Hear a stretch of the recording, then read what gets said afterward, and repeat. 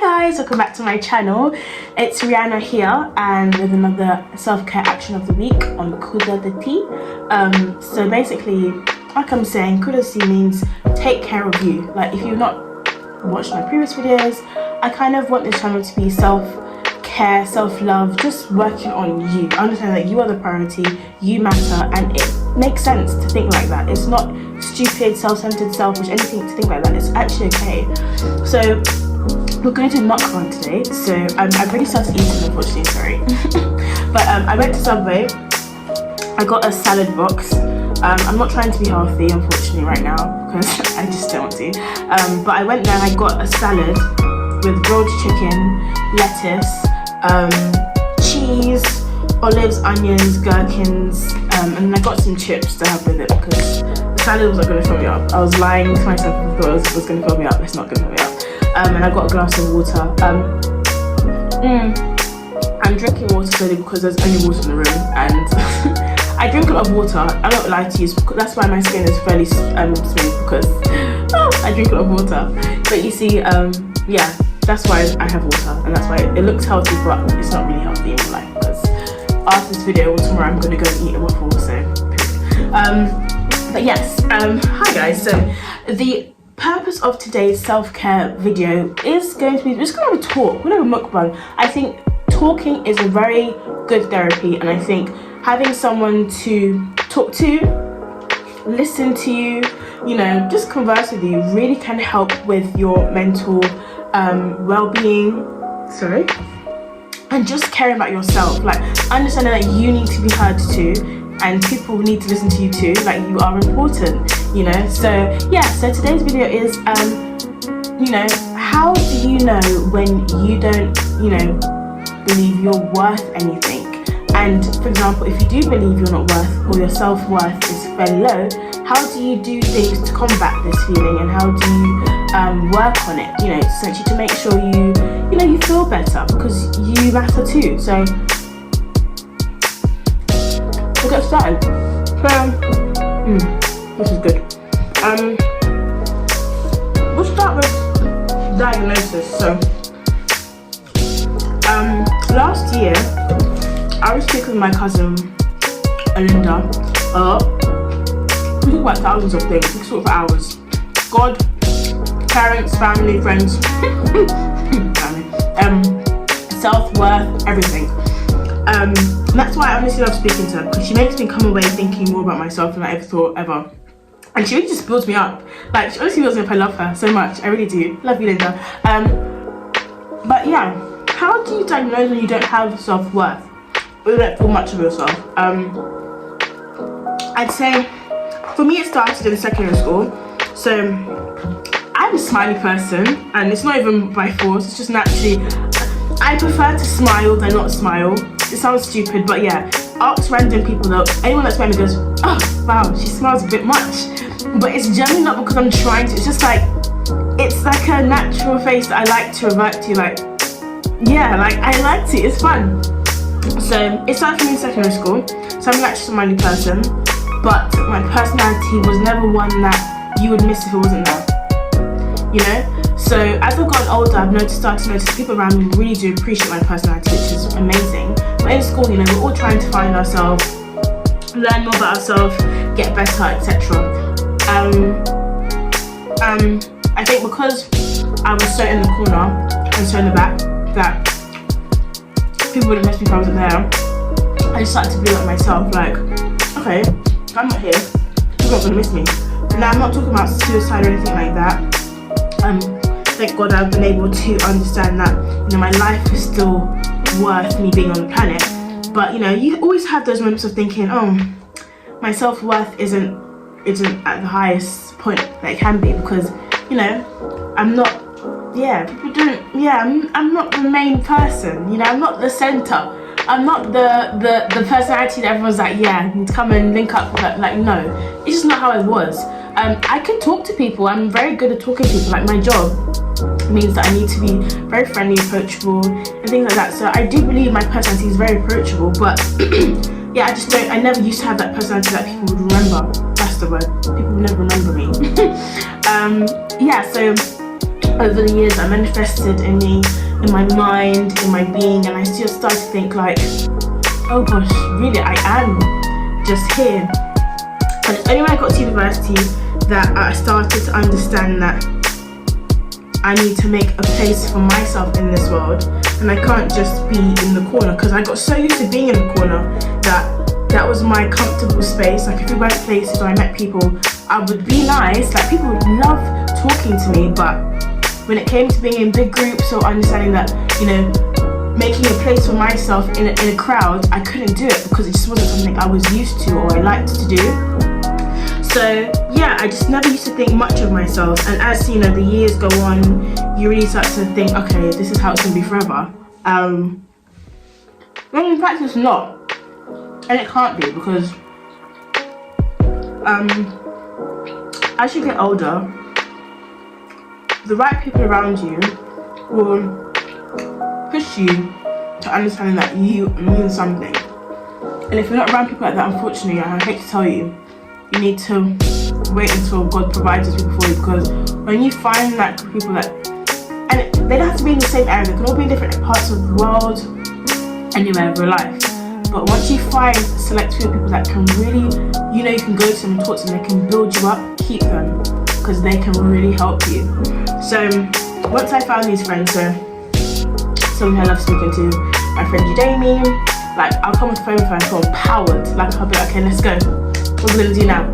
You know, my friend Rachel, I love speaking to them because they give me different perspectives. We're living in different areas, but we can always connect once every week, every 2 weeks, and just rinse each other, you know, banter, but we can talk about life and serious things. So yeah, that's something that, you know, I really appreciate.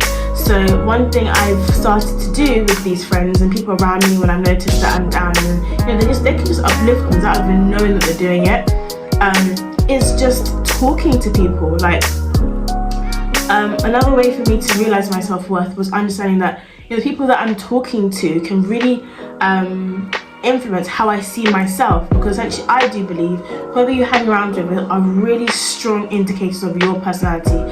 May not all be all parts of your personality, but there'll be those strong personalities that you're friends with will be a part of you.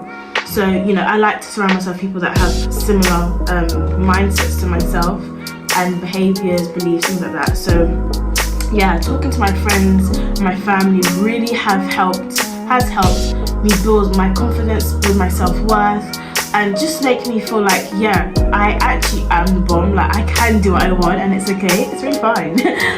Yeah, so that's the first thing I say, talk to your friends and family. It will really help. Talking is a very good therapy. Next, I'd say set goals for yourself. So I personally believe, like for myself, if I don't set goals for something or someone, I don't really care about it, because I don't believe it's worth it, it's going to get there. So setting goals for myself really helped me understand that, okay, by the end of this year, I need to grow in one area of my life. It could be all great, but if not, it's fine.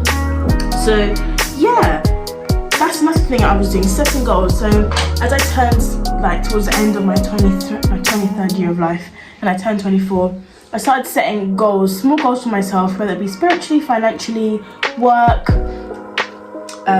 fitness wise, anything. And I set goals for myself, and I really started to understand that, okay, I can do this, I'm doing the thing, and I'm gonna do it, I'm gonna keep going. That's why I finally have now broken out of my shell and started posting more on my YouTube channel. I've made a dog page on my Instagram. Like I find it fun, and you know, setting goals has really helped me motivate myself a bit more, understand that I'm the priority, and what I say ultimately goes for my life, you know, outside of God. But you know, I control the trajectory of my life, and I will control who's around me. And if I don't want you around me, you have to just be respectful and understand that I don't want you around me, because you're not going with the trajectory that I'm trying to progress with. So yeah, that's what I'd say. So next, I'd say definitely set goals for yourself, because it's gonna help. It's gonna really help. Next, I'd say,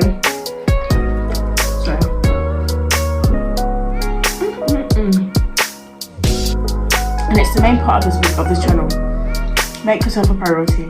So for the beginning part of the process, it might be very uncomfortable, like doing something solely that you like now, I have 2 dogs. They can't come in this room right now because I know they'll be here jumping around and ruining my video. So for me, I've put them in a separate room so I can have this time by myself just to talk to you guys and just have this mukbang, just do something that I like because something that I want to do. But make yourself a priority. Understand that what you want needs to fit into your schedule. Whether it's at night time, in the morning, middle of the day, you need to find some time in a week or a day, if you don't have every day to do it. Do something that you solely want, solely for your happiness, you know. And I find that once you start incorporating that into your routine, you'll be much happier. You'll start to believe more in yourself. You're thinking, no, hold on, I'm doing what I need for myself, and I will slot you in next to myself because I'm the priority.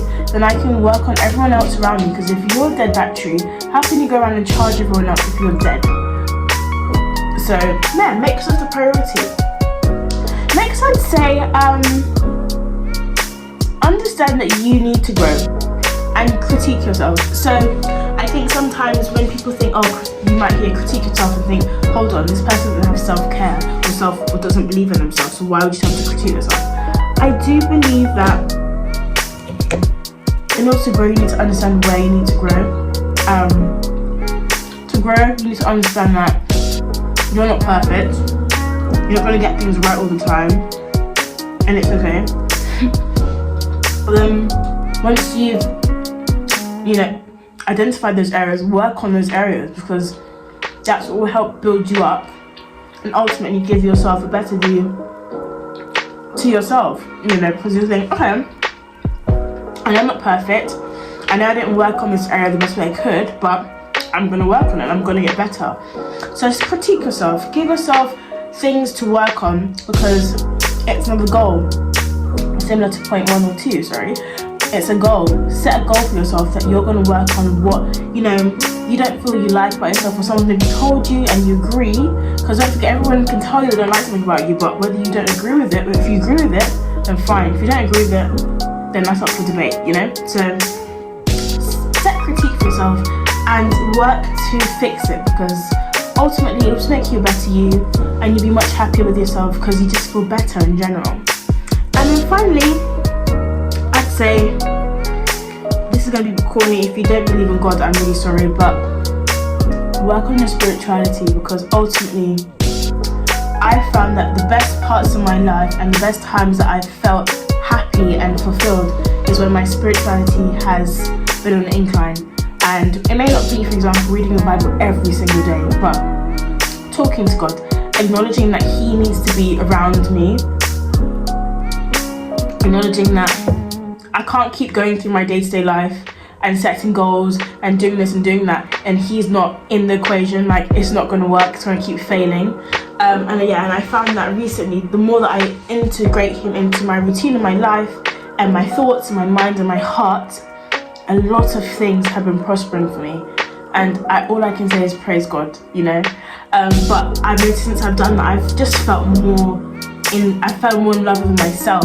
So obviously I'm not being I'm not being selfish or just thinking solely about myself, but I've started to appreciate that I need self-love, I need that push. There's only one, nobody's going to fight harder for you than you will, so I've really started to believe that, okay, I can do it, and I'm going to do it for myself because it's what I'm going to do. So yeah, that's why I'm now pushing more on my YouTube channel, pushing more at work. I'm doing really well at work. I work for Google. So yeah, it's amazing. I'm really grateful and really happy. So yeah, that's pretty much it for today's video, guys. I'm sorry I didn't eat much because I was just talking and got really excited, sorry. So yeah, that's it for today's video, guys. But I really hope you took something from this video and really it can make you think. Whether you apply it, that's perfectly fine, but you took something from this video and you really understood what I was trying to portray. But it was really nice speaking with you guys again, and I'll be with you guys next week for another self-care action of the week. I don't know what I'm gonna do yet. Yeah, when I do think of something, we'll see in the video next week. But I love you guys so much. Don't forget to like, comment and subscribe, and I'll see you guys in my next video. Bye.